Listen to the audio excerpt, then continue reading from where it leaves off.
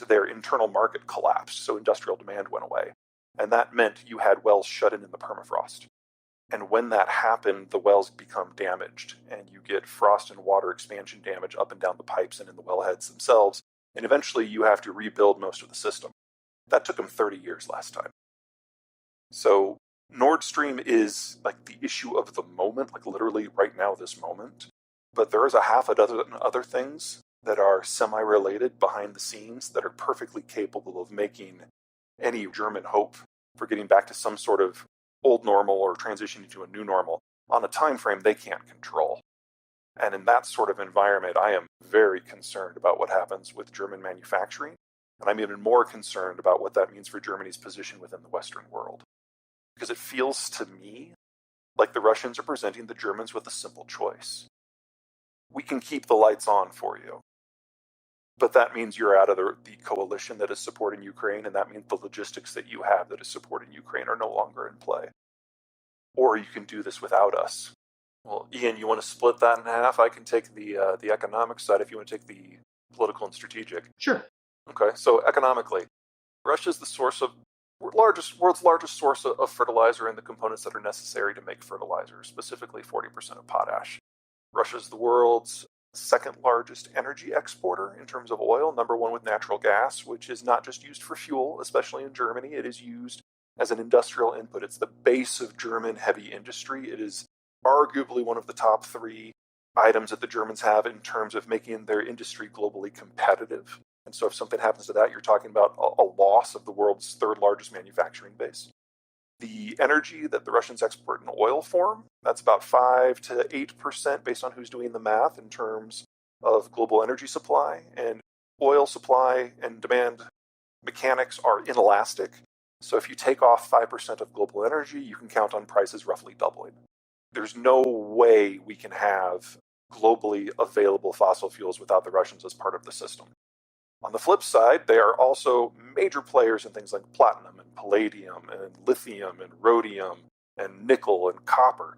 You also can't have the green transition without the Russians. So the Russians and Germans, time and time again, generation on generation, have had this weird dance where they have to be each other's largest economic partner, but they are also each other's largest strategic rival. So they move together to try to avoid a war.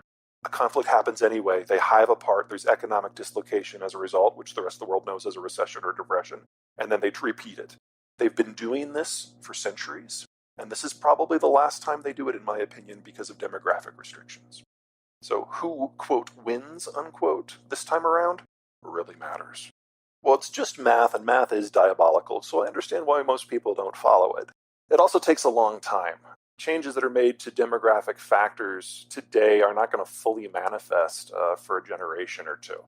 It's just that the root cause of all of this is the mass urbanization and the mass industrialization that happened in the aftermath of World War II and then really got intense in the post-Cold War system. So think of a demographic structure like a pyramid, with all of the babies down at the bottom, followed by the toddlers, followed by the children, followed by the teenagers. And as you go up that pyramid, it gets narrower and narrower because of simple mortality. Now, until we get to roughly 1800, the whole world was a pyramid. Lots of children, very few retirees, everyone else stacked up in the middle.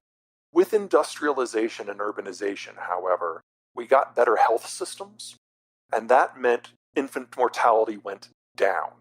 But we also got urbanization, which means people had fewer kids. So that very bottom tier, the children, it got narrower in terms of fewer children, but then everybody lived like an extra 2 or 3 years. So the rest of the pyramid lifted straight up.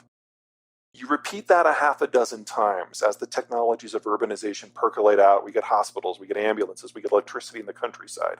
And both of those trends continue.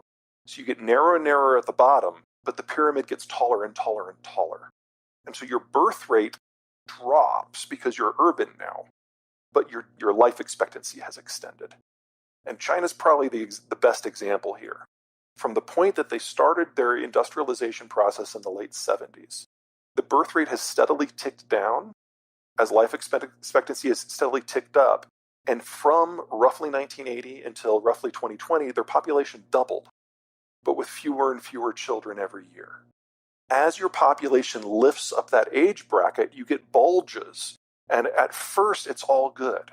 Because when you have a lot of people in your 20s and your 30s, when that's where your bulge is, those are the people who do the consumption. Those are the people who do most of the low and mid-value added labor. And this is the story of the Chinese industrial boom that we know. But if you keep aging, that bulge moves from the 20s and the 30s into the 40s and 50s. At the same time, that group at the bottom, the children, continues to get narrower and narrower and narrower. And as that narrow section starts to lift up itself, you're now not just running out of children, you're running out of people in their 20s and their 30s. And this is where China was roughly 15 years ago. And in that environment, your advanced worker cadre, people's in their 40s and their 50s, it's super saturated. Their high value add work relative to their economic skill set for the economy as a whole does really well.